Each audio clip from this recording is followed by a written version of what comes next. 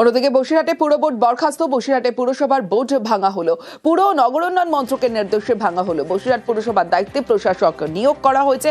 Board ভঙ্গের notice সব কাউন্সিলরের বাড়িতে। কাউন্সিলরদের কাজিয়ায় থমকে উন্নয়নের কাজ। সরকারি তদন্তের পর পুর বোর্ড ভাঙার নোটিশ। দেখুন, একটা আরবান ডেভেলপমেন্ট থেকে একটা রিপোর্ট এসছে আমাদের কাছে। এই ডিপার্টমেন্টগতভাবে একটা চিঠি এসছে এবং এসডিও ম্যাডামকে চার্জ নিতে বলেছে। যথারীতি এসডিও ম্যাডাম চার্জ নিয়েছেন বসিরহাট পৌরসভার।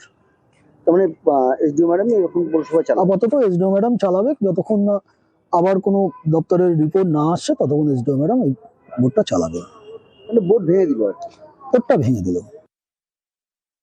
তৃণমূল পরিচালিত বসিরহাট পৌরসভায় সীমাহীন দুর্নীতি, অপদার্থতা এবং বসিরহাটের যে সাধারণ মানুষের যে চাহিদা, যে পরিষেবাগুলো তারা পেতে চেয়েছে সেগুলো প্রদান করতে ব্যর্থ হওয়ার কারণে যে চারিদিক দিয়ে অভিযোগ গেছে, আর সেই অভিযোগের ভিত্তিতে বোর্ড ভেঙে দেওয়া হয়েছে।